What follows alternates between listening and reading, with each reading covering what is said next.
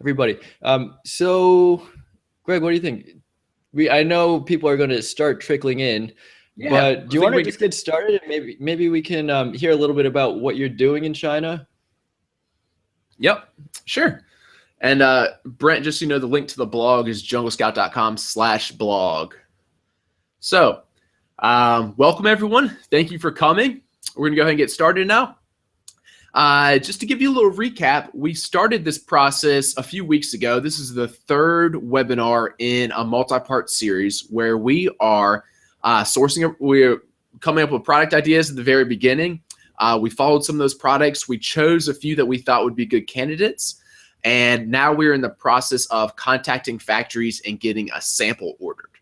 So, and with you guys, we're gonna go along the whole process from start to finish of coming up with ideas, launching a product, getting it on Amazon, getting it going, making money, and then all the money that we are raising from this, we're going to donate to charity. So it's a really cool process. I appreciate you guys are following along with us. It's going to be a lot of fun.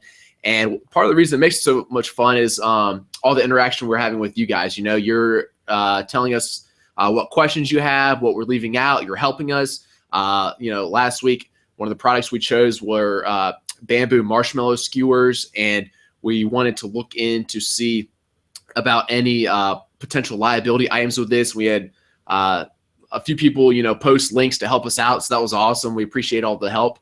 To give you guys an idea, and it actually just happened to work out this way. It wasn't even really planned. Have been in China at the Canton World Fair. I went there last week. And for those of you who aren't familiar with it, it is a convention where all the factories in China meet to kind of show the goods that they sell or the goods that their factory creates.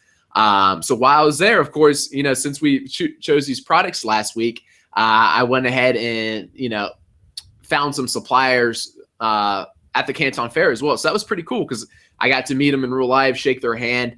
I will say that's definitely not required. And this is the first time in my life I've ever been to the Canton Fair. And another caveat to that is I also contacted Alibaba the same way that I've always been doing it. And all those factories got back to me really quick, whereas I haven't heard back from any of the factories I talked to at the Canton Fair yet. So, so we'll go over that a little bit more. Awesome. Yeah. So let's see. Where should we begin, Gen? Maybe, I did cover a little bit of it in the blog, but can you go into a little bit more detail on what the process is of reaching out to some of those suppliers? Supposing we all can't be in person with these people, the template that you use and what your rationale is. And I noticed that you were a sourcing agent. And so some of the best practices that you have there. Yeah, absolutely. So yeah, like you said, again, there is a blog post. I think it's called "Finding a Manufacturer" on Alibaba. So let's see. I'm going to go ahead and just share my screen to show it with you guys, and then let me know when you can see the screen again. Yep, looks good. Okay, and cool. just a quick note: if it is a little bit blurry for you, I posted the YouTube link at the top. Usually, you'll get a better picture there. Just go to 720 pixels. Cool. So as Gen was saying, this was kind of the template I was using. So what I did was, so we'll go ahead and just actually start here on Alibaba.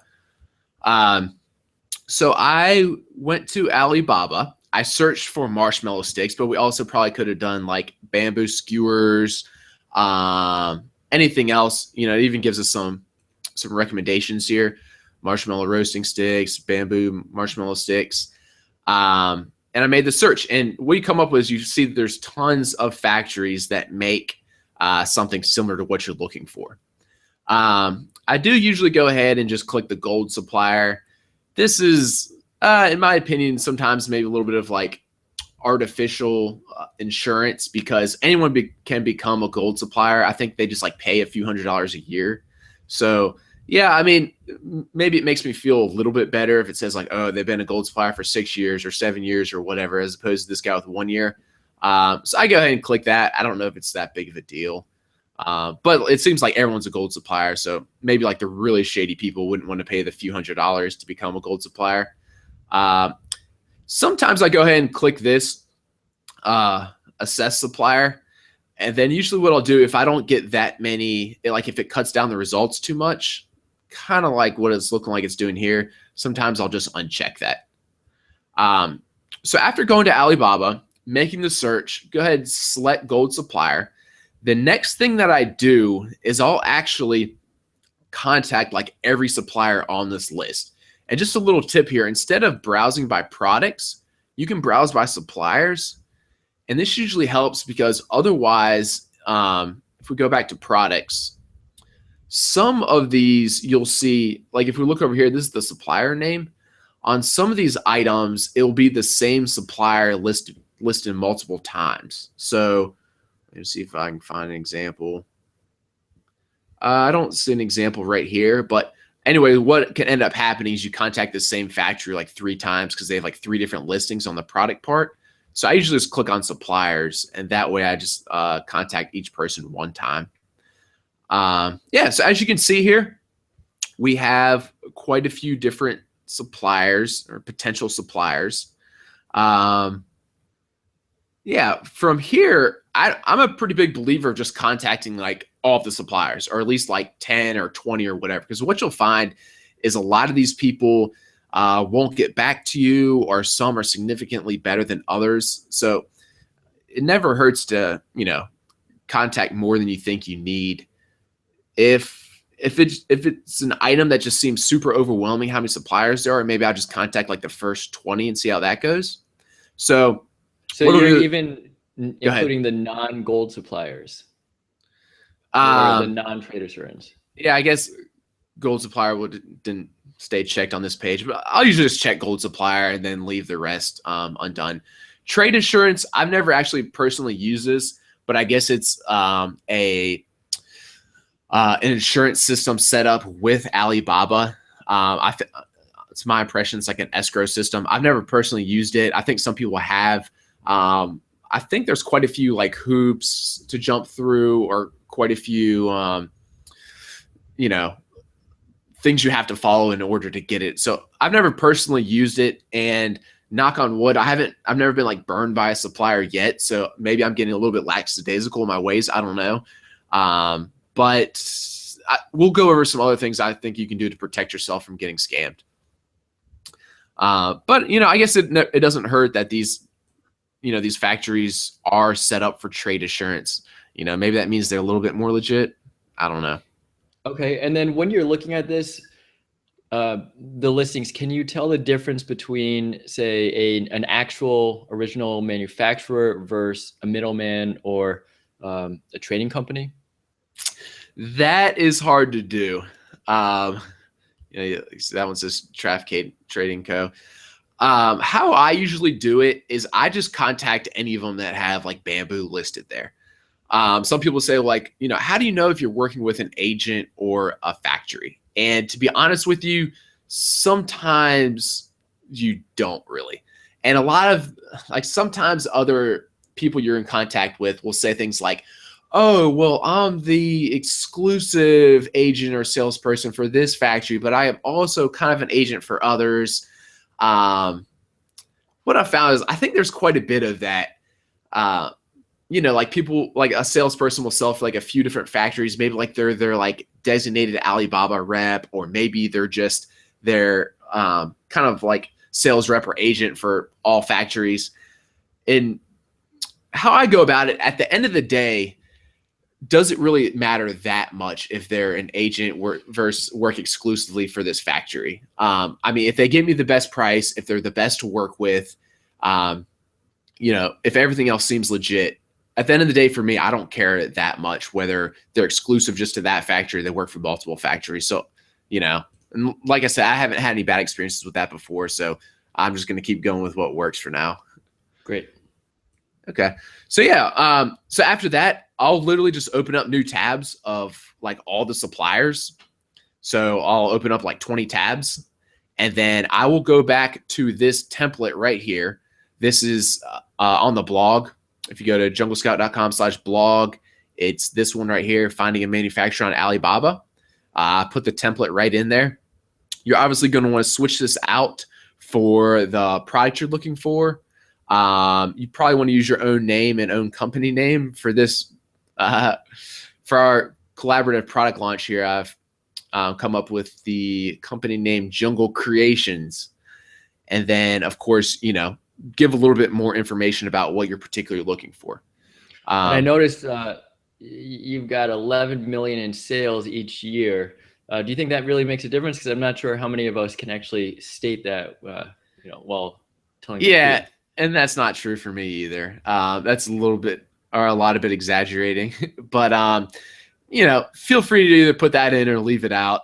It does help if these people think that you're a little bit bigger company as opposed to one guy operating out of his garage. Keep in mind, like before people started doing, the whole sourcing products to sell on Amazon, where there's a real low barrier of entry. Most of these people were used to working with these large sourcing agents that were ordering containers and containers full for, like Pier 1 Imports, Pottery Barn, whatever. So, and they're more interested in establishing relationships with people who are going to bring them in more money over the long term, hopefully larger orders. So to get a response back, I think it does help a little bit if you throw in some verbiage that makes you sound like a little bit bigger than you are. You at least don't want to say, maybe if you feel like, hey, I'm not comfortable with, kind of exaggerating on some of this stuff, then I'd probably just leave it out totally, So, okay. I wouldn't say like, hey, I do 50,000 a year in sales. I would just leave it out if that's the case. Okay. So, then I put in some information about what we're looking for. If you guys remember back to when last week we were looking at products, the marshmallow sticks we were interested in selling were these bamboo type. You can see they have a little bit higher price point, $28, $28 again.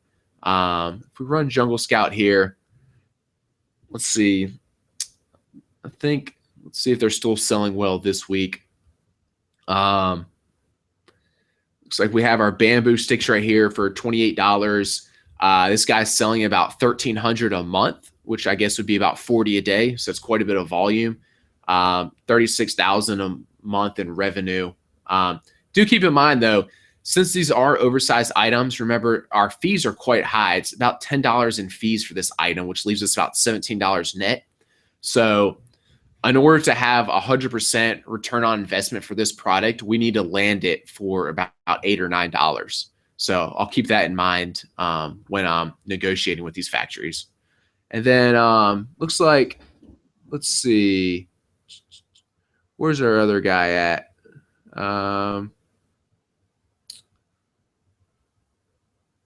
Let's see, that one's Perfect Sticks, number 2. Okay, and same thing with this one. He's selling about $1,200 a month, which again, 30 or 40 a day, which is a lot. And same thing, about the same price point.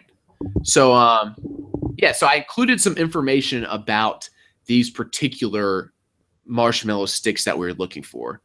Go ahead and click into this one. And did you choose 110 just to be a little bit bigger or different than that 100 pack? Yeah, I did. So, okay, so slightly arbitrary. Could have been 120, could have been 125. Or it could have just been 100 and probably would have sold just the same. But I was like, hey, why not? Get 10% more by ordering through Jungle Creations product. Got it. And then if we were to look at this, I can't remember what we decided last week. Okay, so let me run Jungle Scout on this page. What I did is I went to this page, or we did this together last week, and we figured out which of the item or which length was selling the best. So it looks like this last one, which is this one right here, 36 inch. So this is the one that I asked for quotes for. So I said, I think I actually told him 90 centimeters, but roughly 36 inches by 5 millimeters in diameter. And then just to give the people who'd buy through us a little extra bonus, I said 110 pieces. So you can see all that information here, 110 pieces per pack. 90 centimeters by 5 millimeters in diameter. I gave them a picture of what I wanted the end to look like. So I just took a screenshot. This is a semi-pointed end. And I said that because I didn't want a all the way sharpened end, like a fully pointed end, because I figured it's a little bit more liability, poke your eye out. And then food safe, clean with no added chemicals or coatings. So that's the type of information you want to include for your particular product when you're inquiring with these factories. Awesome. Hey, Greg, so 2 quick questions. If you can go back to the Amazon product listing. One, if you pull up the Amazon Jungle Scout, one of the negatives that you discussed a couple of weeks ago was that this is oversized because it's 36 inches. Yes.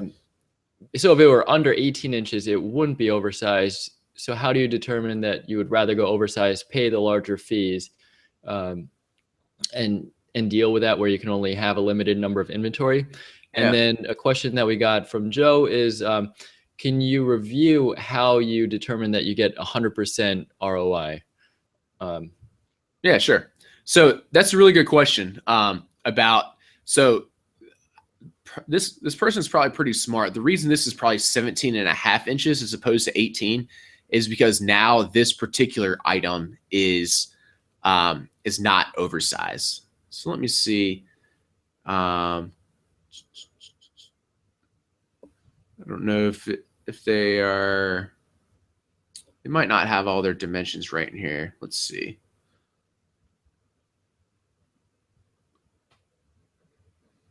So what I'm doing is I'm trying to pull up the length, width, and height.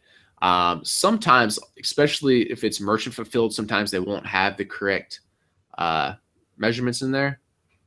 So yeah, I mean, as you can see, so this item right here, this is the one that's 17.5 inches long. It's quite a bit cheaper. And same thing. I don't know why. Those are those really large packs.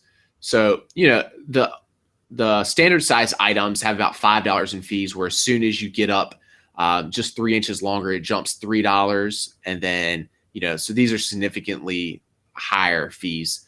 And that's a good question. This is something you just have to use your judgment on. Do I want to sell the most popular length, which is going to be quite a bit higher fees, or would I rather sell, a length that has it doesn't sell quite as much, but there might be a little bit larger margins for me because the fees are lower. So that's just something you would have to work out yourself and decide which one you want to sell. Sure. Actually, I think I saw that the net was maybe 2 or 3 times as large for the 36 inch.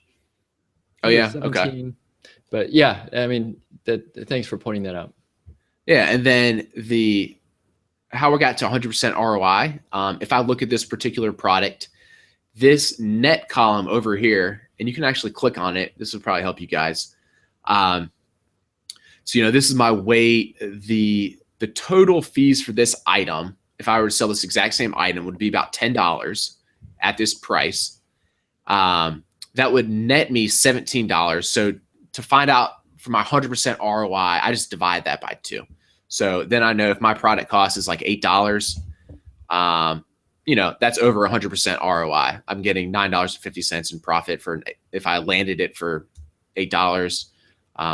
So yeah, so that's how I figured, about $8 or $9 is my total product cost. That includes shipping from China, getting it into Amazon, and then I would have about 100% ROI. Excellent. Thank you. So yeah, for those of you guys who don't know, if you have Jungle Scout Pro, you can click on the net column over here. You can see all this information, what size tier it is. This is the price it's selling at right now. This is, how much Amazon charges to pick and pack it. This is I call it their commission. It's 15% on most items. So yeah, it does all that math for you right inside here. All right. Do we have any other questions that pertain to this? Well, Josh points out the very practical but sad thing that doesn't include taxes. So that's was your gross margin, right? Yes. Yeah. So yeah. So keep in mind that, right, other little miscellaneous items like that. Also, if you're factoring in some pay-per-click, I usually, different people like to do this differently. You could use a really complex Excel sheet with all these different little items thrown in. I just like to factor in my landed costs. So, the item costs, including customs and duties, anything like that with the shipping. So that'd be like my landed costs. And then I like to just factor in an extra few percent for pay-per-click. And then everything else, I just like to keep it simple and do it that way. Some people like to come up with these spreadsheets with all the different, small little costs. But, like maybe even you factor in like, hey, I'm using my home office. I want to factor in a little bit of those costs. My cell phone is now being used for my Amazon business. I want to factor in that cost. I mean, that's just up to you guys. This is just how I do it. Just my landed cost. Then, with that, I try to get 100% ROI, or a little bit over, maybe like 110% ROI, and that would leave a little room for pay-per-click. I think if you get too complicated with this, it deters a lot of people. Like, whoa, I'm not very good with numbers. There's just too much going on there. I'd rather stay away from it. So I just try to keep things pretty simple. Got it. Okay. So yeah. So like we said, last week we decided we want these bamboo marshmallow sticks. I decided about 36-inch or roughly 90 centimeters was our best seller. So I included, all what I thought was all the best information for the suppliers, contacted roughly, I forget, like 15 or 20 suppliers. And then I also included just some other information, some other questions. And I did this, A, because I wanted answers to these questions. And B, if you ask them a few questions, you get a better idea of how well they can communicate, how good their English skills are, and to just see if, like how clear and concise they are with just answering your questions or communicating with you. If someone's response to these 5 questions with, like question number 1, especially if like they, number it out, here's my response. Question number 2, here's my response. That's a really good indicator. It's like, okay, this factory or agent, whoever, really has it together, they should be, nice and easy to work with. So that's good. And yeah, I signed it off with saying, please email me back here. You'll find that, here's a little tip. This, you can see on Alibaba, this response rate here.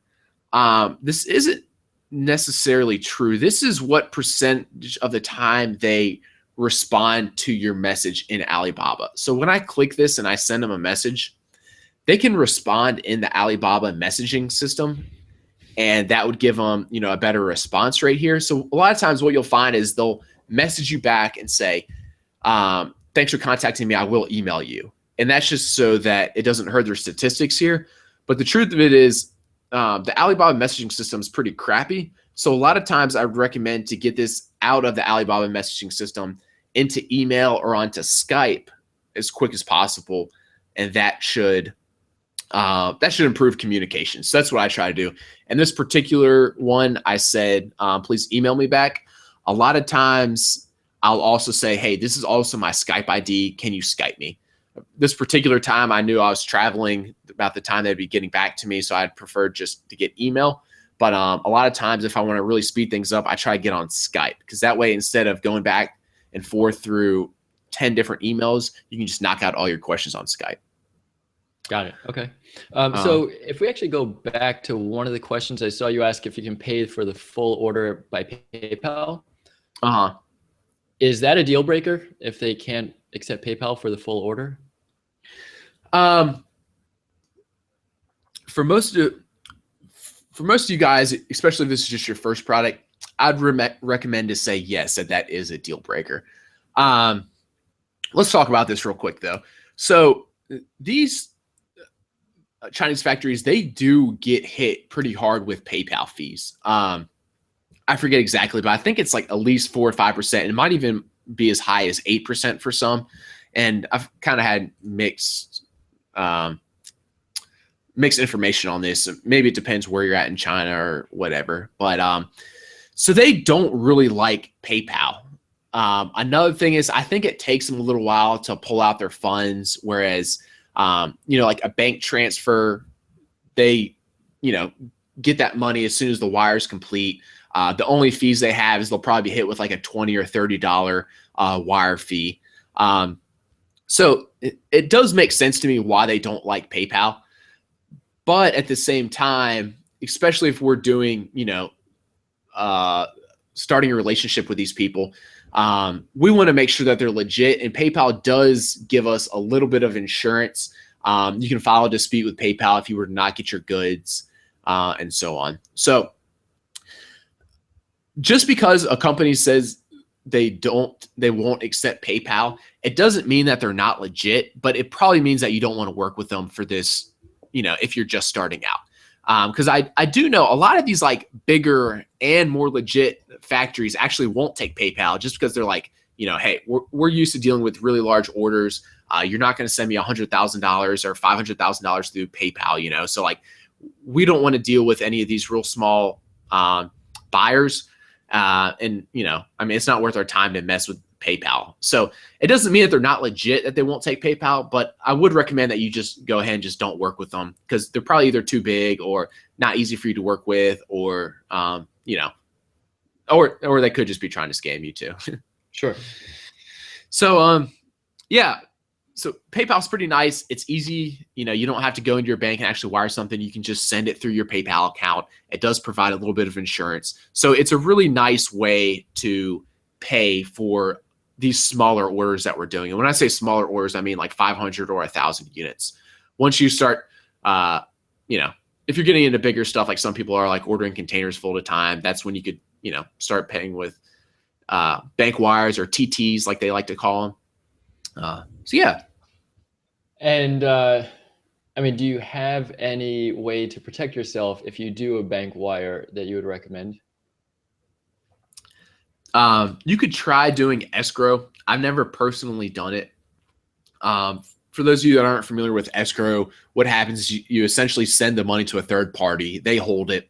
Once you say, hey, I've received my goods, or hey, the goods have been shipped, or whatever, that they release it to the supplier. Again, factories won't really like to do this because it's a hassle. They have a chance of not getting paid and so on. And from their point of view also, they could get scammed by a buyer. That's part of the reason that they might be hesitant. The buyer could say like, hey, I only received half my goods when they really shipped all of them. And then, you'd have to fight it out in escrow. So, and then I guess your other option is this Alibaba trade insurance. But like I said, I'm just not very familiar with it because I've never personally used it. But if you don't use any of that and you just send a bank wire, there's not much you can do. At that point, your money's pretty much gone. Right. Unless maybe you want to go to China and try to get it back yourself. So, yeah. Let's see. Do we have any other questions at this point, Gen? We do. Let's see. I did have some, but maybe we can continue on because I think we have actually addressed most of those up to this point. But sure. Can we get back to some of the replies that you've gotten from the outreach? Yes. I just realized that. All right. So I set up a particular email account just for this project. And I also have one just when I'm contacting suppliers for my own use as well. And the reason is this is a lot of them will contact you for like months and months and months to come, even if you don't order for them. So it can really start to clog up your email box. I just realized that the other account, I was going to open up the account and show you guys some of the emails, but I just realized I'm logged into Google on Webinar Jam. So I think it's going to log me out of the video if I try to log into my new Gmail account that I created for this. That's right. Yeah. So I'll just kind of talk through some of them. And you guys will see the same thing when you contact suppliers. Some will be quick to respond. They'll have good English. You'll feel like there's no strong communication skills. These are all arrows pointing in the right direction. This would be someone that'd be good to work with. Other people might just respond right back and say like, hey, first, can you tell me more about your company? I usually just delete these. These are probably more likely really large factories that want to do really large orders, and that's why they try to kind of vet the buyers before they do go into business with them. In this situation, if you're just a small person trying to sell a product on Amazon, you're probably not going to pass their vetting process anyway. So I just go ahead and delete those. And then other one. Yeah. Oh, sorry. Some people would be curious to see what that inbox looks like and suggest that you actually open an incognito tab or different browser. Okay. Let me try to, all right. So if you lose me here, I'm sorry. I'll sign back out. Let me see here.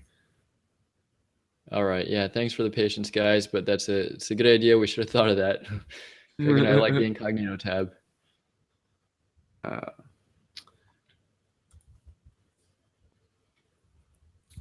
Then, yeah, while I'm doing this, give me a second here. I think it was Jungle. What did I say? Jungle Products 15.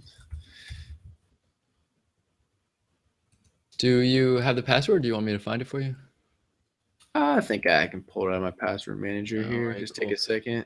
Yeah, guys, thanks a lot for the feedback in the chat room. We are definitely we are still here and really trying to monitor the chat room to make sure that we get all your questions answered. So please keep it coming so that we can make sure it's as relevant as possible to you and get all your questions answered today. But we will be recording this. We'll be posting it. We'll be covering it in the blog. Hopefully get that up by tomorrow. And all the screenshots as well. So one thing we're really trying to focus on here is to make sure everything is as transparent as possible. So we'll definitely share this. Perfect. Can you see this? Got it. Yeah. Sweet. Okay, cool. So yeah, as you can see here, I have a whole bunch of replies. I contacted, like I said, maybe like 15 or 20 factories, and let's see, within about a day here, I had responses from 2, 4, 6, 8, 10. I had 12 emails, but as I was kind of saying, some of the people messaged you back in Alibaba. These are the ones like feedback at service at Alibaba. And what you'll notice in a lot of these is this person thought I made a mistake on the length. But what you'll see in a lot of these is like they just say something like this, like, hey, thanks for your email. We saw it and we're going to, or thanks for your message, we saw it and we're going to email you. So don't write off these factories right away when they send you that. Like I said, it's just because they don't want to hurt their stats by like not having a good response time, So a lot of times they'll send that and they'll follow up with an actual email.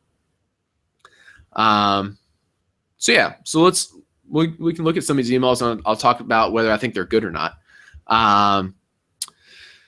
So yeah, this guy, it appears his English is pretty good, but he didn't really address a lot of my questions very well. For this particular guy, let's see. I just said, thanks for getting back to me. And I asked him some more questions. Like, I would like a test order of 1,000 products. The reason I say this is a test order signifies that it's going to be a little bit of a smaller order. And, a lot of times I'll say, hey, we want to start out with a smaller order to verify quality. If the quality is as good as we think, then we'll order a larger amount. So this is good for a few reasons. One, it makes you at least appear to be a larger company.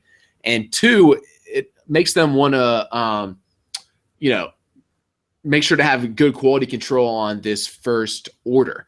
A lot of, in Chinese culture, I think they really like pride good business relationships. So, most of them are going to want to make you happy and, they want many more orders to come. So if you can kind of say like, hey, we'll be ordering more products along the way or, continue to reorder, possibly larger orders along the way, as long as the quality is good. So I always kind of like say that, like, hey, as long as the quality keeps up where it's at, I'll continue to order from you and so forth.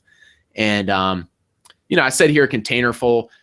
This might be an exaggeration or it might not. If I do start selling, like if this product was selling some of those as well as some of those others, like 40 a day, it's not unreasonable to think I would order a container. So that might not be an exaggeration. And then another thing I said here, you guys won't be saying this, but I said, hey, I'm at the Canton Fair right now.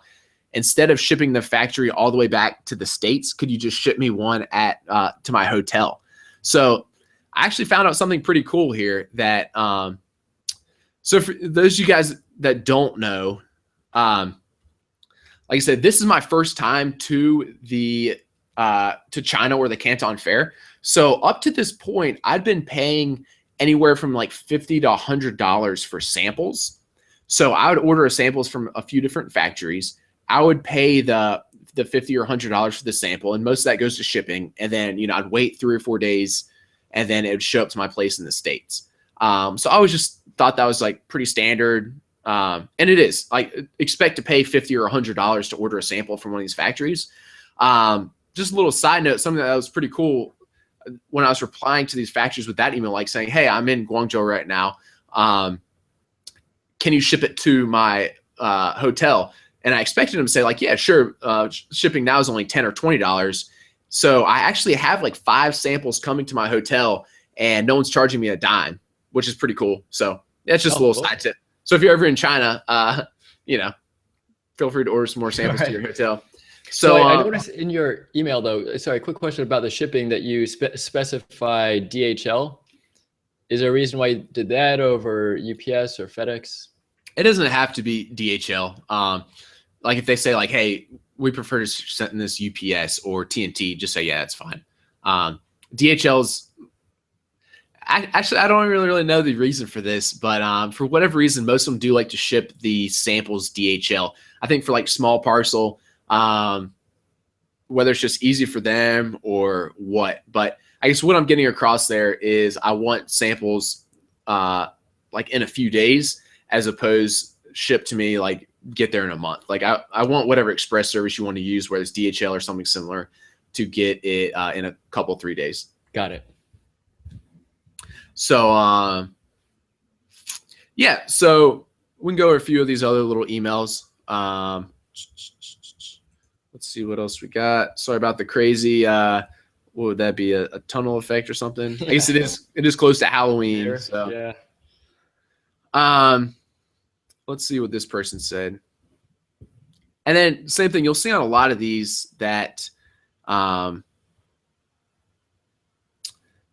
I had the same replies. Okay, here's some other things that I learned for this particular product with just talking to these different people through email, is that a lot of them aren't used to most of these factories are making like short little like chopsticks or like skewers for your grill. So a lot of them were like kind of hesitant or like wanted to know like, you know, why, you know, like 36 inches, that's long. That's like a yardstick, you know. A lot of them want to know, like, what are you using that for? Like, we're a little bit thrown off. Like, are you sure your measurements are right? Did you mean 90 millimeters instead of centimeters? That kind of thing. So, you know, I responded to some of the people like that. Yeah, another thing that a few people said was that their machine to grind the points on the end of them couldn't fit a bamboo stick that long. So they were going to like have to either grind them by hand, or like one factory just said, hey, I can't put a point on a stick that's 90 centimeters long. All I can give you is the flat ends. So like for that particular item, I just said, all right, for that particular factory, I said, never mind, don't worry about it. So I mean, these are just like, I guess these are a lot of the questions that pertain specifically for this product, but you can expect to get similar questions to that on, you know, whatever products you're doing. So if it's, especially if it's like a little bit strange, you know, like I said, most of these factories are doing like short skewers. So this is like a little bit odd for them, but not out of, you know, their realm. So yeah. Okay. Yeah. What, any other questions that kind of pertain to that right now again? Well, we do have Lori in the audience. She's very interested in seeing how this progresses, because she also wanted to private label the marshmallow sticks, had issues with the sizes. So, oh, really? Okay, yeah, cool. She's interested to keep that, see how that plays out. So let me show you guys something else. So I took a few pictures while I was at the Canton Fair. I'll share a few of these with you so again, I just want to clarify, like, I don't want people to feel like they have to go to the Canton Fair to get these items, because I literally have like a few dozen private label items on Amazon now, and this is the first time I've ever been here.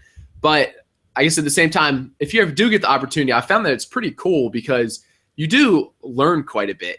So let me show you something that I learned for our particular item. All right, so these are some pictures from the Canton Fair. Just give you guys a quick idea. This is what the outside of it looks like. It's freaking huge. This is just one of the buildings. There's like 4 buildings, and this particular one, I think there's 4 stories, and it's like the size of, like, I don't know, 5 football fields on each story. So for this particular phase 2, I was there for like 2 days, and like I only saw probably like 1/10 of this place. Is just how massive it is. But it was, so the inside, you know, some of the aisles look like this. So as you can imagine, it's just a whole bunch of different booths. Each booth is a different factory. So before I went, since I knew I was looking for these bamboo skewers, you can go on their website or their app, search for like bamboo skewers, and then find the different booths that are selling them. So I found 4 different booths that were all kind of spread out through the Canton Fair, and a lot of them look kind of like this. So as you can see, all this factory makes is bamboo products or wooden products. So they have like, these are like chopsticks. These are like bamboo sushi mats. I think over here I see bamboo plates. They had like toothpicks and forks and all kinds of stuff. So yeah, it was pretty cool to see this, because you get a better idea. It's like, okay, you know, what else does this factory normally make? Other people were showing me, like, for instance, I met this guy, Jonathan. He was a sales rep, and he showed me these are a few different diameters of bamboo and a few different qualities. I think this is the picture of the qualities. It might have been this one. So yeah, they had like grade 1, grade 2, and grade 3, I think. And like, if we look closely on this one, this was the worst grade. I might be able to kind of zoom in on that. This is like, you see there's a few little defects on it. So like, that's kind of like a knot in the wood. Up there, I think I see kind of like a little bit of a splinter. Whereas this one over here on the right, this was like the next best. So this would be like the worst grade, grade 3. This would be like grade 2. And you can see it just looks a little bit nicer. And then these over here were the like grade 1. So these were like sanded or like polished or like really nice. And then, yeah, of course, there's different prices that reflect each one.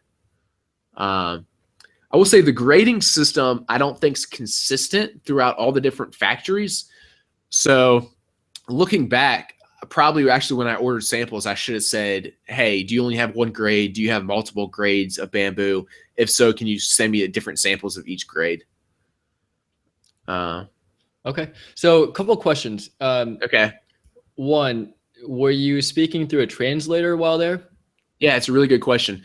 So just about every booth that I went to had somebody that could speak English very well. This guy right here, he actually could not speak very much English, and he was, from my impression, like the owner of the factory or something. But he had a translator that he brought to his booth with him. So I didn't bring my own translator. Everyone either had a translator there or a salesperson that could speak really good English. So got it. So yeah, you know, like I met this lady, she could speak really good English.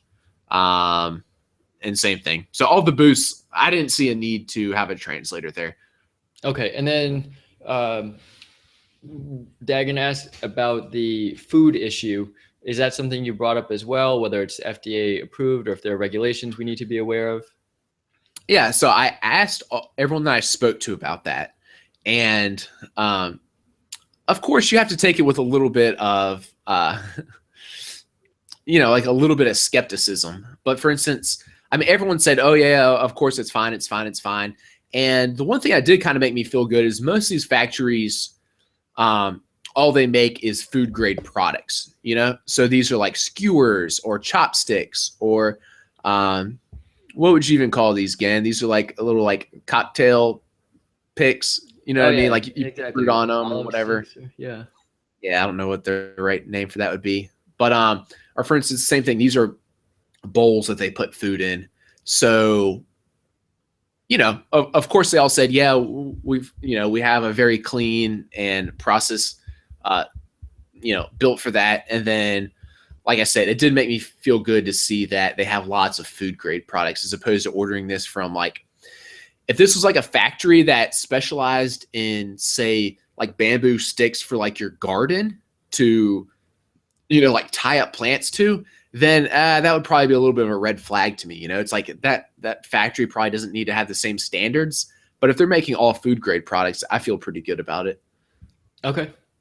So now moving a step forward, if not sure if you've gotten to this point as far as negotiating, Marshall has asked that he's heard that Alibaba factories do their own Amazon research and quote prices that deliberately eliminate any profits. So do you have any tips for negotiating to get a lower price? I'm probably not great at this. I wish I was better, but I do have some tips, and we might need to save some of this for the next webinar. But I mean, essentially, first of all, never order a product if like the returns on it aren't going to be what you want. It's like, just don't order. Just tell them to get lost.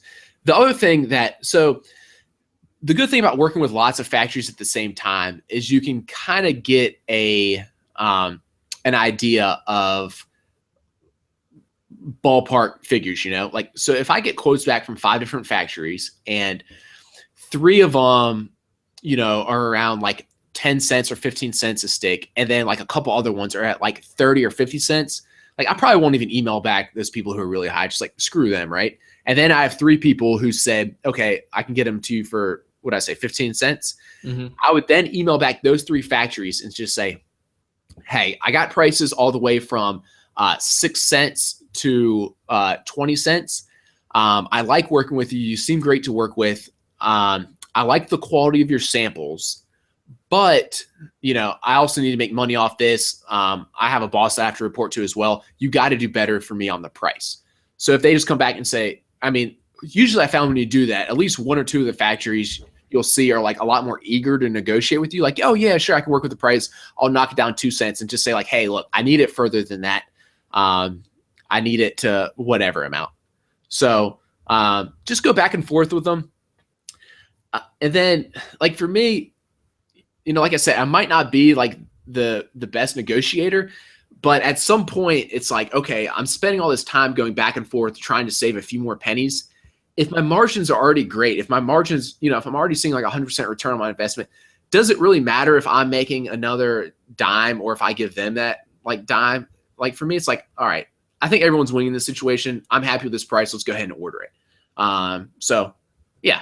And I mean, I don't think that they go off Amazon prices because I mean, most of these people, like for instance, at the Canton Fair, you'll see that most of the people that these factories work with aren't Amazon sellers.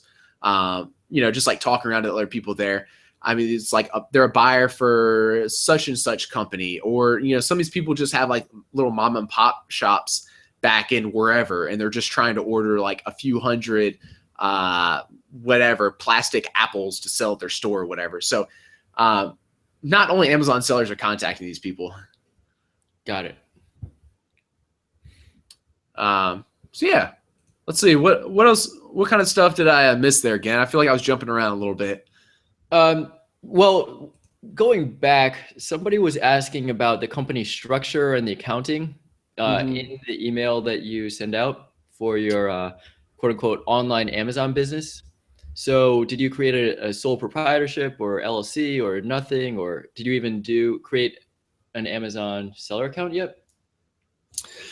No, I'm not created an Amazon seller account yet. And it's going to be a little bit different for us because I'm going to try to put this in a new account as opposed to my seller account. But I'm hesitant to give out too much information about this because I'm definitely not like a professional in this area, and I don't want it to. Hopefully, I don't give you guys the wrong information. So I want to encourage you to do your own due diligence with this. But it seems like if you're just, I'm going to assume everyone here is just starting out, and this is like their first product. If so, it seems like most people just go ahead and launch a product, through their own personal name as opposed to an LLC. Just because it's the lowest barrier of entry. And then most people after that go about starting an LLC. There is some inherent liability with that. If you don't already have an LLC structure in place, if you were to get sued, they could come after your personal assets. That's just going to be up to each individual person to look into what's best for them, what kind of risk tolerance they have, and so forth. Okay. But as far as like setting anything up before outreach, you're okay? You didn't do anything. You just no. Your own Gmail account. Yeah, working with overseas factories aren't like working with U.S. based like wholesalers. So like, if I were to contact a wholesaler in the U.S. today, right away before they give me like any quotes or catalog or anything, they'd want to find out more about my company. They'd probably ask for my LLC and my EIN number. They want to know about my website, all that kind of stuff. These Chinese or overseas factories, they don't care about any of that. They're looking to make deals. Okay. And so I guess the question, I know this, I see this question here and I see other people about this. By Amazon standards, you are not allowed to set up multiple seller accounts. I know that's the case. I'm just going to send support an email and be completely honest with them what I'm doing here, how I'm doing a launch to help people learn how to sell on Amazon, give them my case, and then just see if it's okay if I set up a new seller account. So I don't know. I'll let you know how it goes. Okay. Great. And then so Rose W has asked what kind of customization or change do we have to for this product? How are we differentiating? Not much. We are essentially copying the best-selling marshmallow stick, and instead of 100 pieces in a pack, we're going to do 110, and then we're going to put our branding on it. Okay. Great. And then, so what are the next steps then? So the next steps, I'm looking forward to getting these samples from the factories. That should be a good gauge to see, like how the quality compares. Like I said, I'm getting like 5 different samples, and I think, so for those you don't know, I'm in Hong Kong right now. I'm going back to Guangzhou tomorrow for phase 3 of the Canton Fair. So I asked these suppliers to mail the samples to my hotel in Guangzhou. And yeah, there I'll take some pictures. I'll share them on the blog. I'll inspect the quality. If it's like a no-brainer that a few seem a lot better than the others, then I'll probably just contact them both. Like if all 5 samples were the same, which I doubt would be the case, then I'll I haven't started even really negotiating with these people yet. So I'm going to look at the samples. If I even want to work with them, then I'll start negotiations. And yeah, then we'll move on from there. Okay. So just to clarify, it will be the samples for the 1 yard semi-sharp. That's the ideal product. That is the ideal product. Some of them said like, hey, that's not a product that I can produce for you like today and get you a sample before you leave China. So someone said like, hey, can I give you, I have a 70 centimeter stick sitting on my shelf. Can I send you a pack of those to inspect instead? So for those people, I just said yes. And then if, so yeah, I'm just gonna look at the samples and go from there. I'm trying to move this along so you guys don't like get bored and I had to say like, hey guys, we'll meet again in a month when we get samples, So so from most of these factories, I'm like, yeah, just give me whatever you got or whatever you can get to me by this weekend so I can start inspecting these and then we'll go from there. So okay. For instance, if I really like the factory that did like the 70 centimeter stick, then I'd say we'll take it from there. Okay. So a couple of people have asked about differentiating and branding. Like, is that something that we're thinking about right now? As in like creating a website for the product or figuring out how to advertise on Amazon or outside of Amazon? Yeah, I think we're probably getting ahead of ourselves there. Yeah, we'll cross that bridge when it comes, but I'm not a I don't think it's a high ROI outside advertising outside of Amazon. So for this particular little case study we're doing here, we'll probably just focus inside Amazon. But yeah, we'll cross that bridge when it comes. Okay. Including packaging as well? For packaging, yeah, that's a good question. So I've asked the suppliers I've contacted through email. I just said, what's your most common packaging? And could you send samples of that? When I met these people in person, let me show you some more pictures here. I asked about it, and I thought it'd be really cool if I asked them all if they had any type of like eco-friendly packaging that they could do or that they were used to doing or something. Because I thought that'd be really cool if we could, like bamboo is already a really eco-friendly product. So I figured it'd be really cool if we could also get like eco-friendly packaging, and then that we can market it like that as well. None of them really had any good suggestions for that. It's not something they'd done before. I could investigate that further myself and just say like, hey, this is the packaging I want to use. I don't know if I'll be able to make that happen or not, just because, like I said, I want to try to move this project along pretty quickly. But if that was something you're doing yourself, you could definitely like go out yourself and say like, hey, this is the packaging I want to use. You could send the supplier like pictures or whatever you have, examples of that packaging, and say like, and since each product's different, you just have to work with the factories you're working with and saying like, hey, can you get this packaging? If not, can you get something similar? Do you have the machine to apply this packaging, or whatever else it takes? But I think, let's see. Like some of them were just like, you see this right here. They were just like, hey, we'll just bundle these together for you and send them to you like that. I was like, whoa, that's not going to work. I'd prefer to have some type of plastic or something probably on the outside to protect against like maybe dust or whatever else in Amazon's warehouse, since these are going to be used for food. And then I also need somewhere I can apply at least a sticker with my barcode and my product name, or, my brand on it. Dagan has suggested, how about a cloth sack? So maybe that might be a bonus if you see it tomorrow. Yeah, that'd be kind of cool. Yeah, exactly. Yeah, that's probably something I could ask these factories, if I like some of the samples they send me, just say like, hey, do you have a cloth sack I could put this in? Yeah, because then it could be reusable. So even after you used up all your bamboo sticks, you'd still have it to put your marbles in or whatever else. Yeah, right. Yeah, guys, if you have any other ideas for packaging, go ahead and stick it in the messaging, the chat box there. So it doesn't look like I have an example of what I was thinking. Actually, let me see if I can find it in the email real quick. One person sent me some pictures that I liked quite a bit.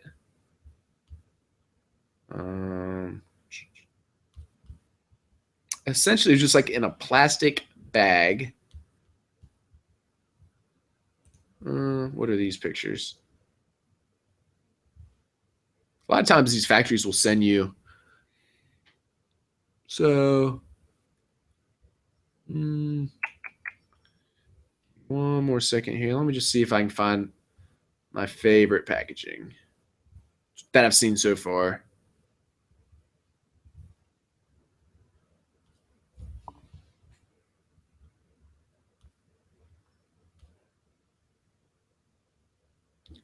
I don't know. Essentially, it was just like a little bit like higher end, higher quality looking plastic bag with a little like cardboard part at the top, and that's what you'd put your. Yeah, I don't know why I can't find it. Anyway, a little cardboard piece at the top, and that's what you'd put your barcode and your company logo and stuff on. Awesome. So we have a recycled paper box would be eco-friendly, or bamboo cloth, brandable as well. So a question we had as well is, are you expecting to pay more if you ask them to brand it? Whether that's a sticker on top or something printed or anything extra labor on their end? So for instance, if I went to the one with, so it's essentially like a plastic bag with like a cardboard piece on the top, and like up here, this is kind of like where you'd hang it at. If they were already doing a cardboard piece for me, I would expect that to be printed with whatever I wanted for the cost that was included. If they're just putting a sticker on there, like they might charge me 5 cents, or I might ask them to throw it in for free. Like I usually don't get in like battles with these people trying to save like a nickel here or a dime there or whatever. Like I want them, to make money off it at a price that still works well for me. So I, just work with them on it. But I mean, yeah, if they're like, sometimes I do pay for different branding type things. It's just on a case by case basis. Okay. So yeah, you explained the next steps. You're going to get the sample. Maybe it's going to get shipped to your hotel in Guangzhou. Do we have any idea on timing when we might be able to reconvene with some good updates? Good question. So let's see today. So I'm going to be in China all next week. From my experience so far in China, the internet's not great. So I don't want to plan a webinar while I'm there. So we'll plan on that following week, which is like the second week in November. So that'd be the week of like the 9th through the 13th, maybe on Wednesday or Thursday night that week. And then in the meantime, though, I will go ahead and post a blog post with some updates. So if you guys want to follow along on the blog. Awesome. So I'll take some pictures of the samples I get, maybe include some more information about how negotiations are going with these. And then hopefully, if that's the second week in November that we're meeting again for the webinar, hopefully we have something into production by then because, yeah, like I said, I'm going to try to push this process along. It does, the process from, choosing a product to actually getting it into production to ordering it, it does take a little while. So don't get discouraged, guys, if it takes you like a month or two. Hopefully we can do it in a month or 6 weeks or whatever, but we'll just see how things go. Okay. Yeah, so I guess that should wrap it up for today, right? Yeah, I think so. We've been on for about an hour. I try not to carry on too much, respect everyone's time. But yeah, if anyone has any last questions, they can throw them in there. If not, of course, again, we'll post a recap of this in the blog. And you can, of course, on the comments of the blog is a good place to ask questions. Also in the Facebook group, Amazon FBA Competitive Edge, that is a good place to ask questions. Again, I will be in there answering them. I'll try to post some more updates in the blog and the Facebook group. Like I said, if you're in China, I am having a Jungle Scout meetup on Friday night, 5:30 at the West End. Email me if you want more information or if you haven't already RSVP'd. It should be fun to get to meet some of you guys. And yeah, we'll take some pictures and share it on the blog or in the Facebook group so everyone else can see too. All right, great. So actually, one more question regarding the stickers. Do you put an ASIN barcode over your UPC label? And then does Amazon handle the UPC label? So for private label products, I just put a UPC code printed on there from the factory, and I don't do the FN SKU sticker. And then you just have to select commingled inventory when you ship it into Amazon in order to be able to do that. Okay. So I get printed on a UPC that I purchased from, I think I bought like 50 or 100 from like, I think speedybarcodes.com or something a while back. And I just use one at a time. So you can buy barcodes on the internet for like, they're cheap, a few dollars or whatever. Excellent. Good to know. All right. Cool. Well, yeah, everyone, thank you so much for staying till the very end. Like Greg mentioned, please drop your comments, your thoughts, suggestions in the comments of the blog or Facebook. We definitely want to make sure that we add as much value and answer any questions you have. So yeah, really glad to have you here. And thanks again, Greg. Appreciate the time. Absolutely. Thank you for joining us again, and everybody else. I have enjoyed it. Thank you for your all your interactions and comments in the chat. It's been awesome. So yeah, we will email you about the next webinar meetup. Like I said, I think like the second week in November, and then follow along in the blog, and we'll shoot you updates on the email as well. So all right, and take you care, can everyone. Yeah, chat too. We won't close out the chat box yet. all right, sounds good. Thanks, Greg. All right, bye guys. Bye.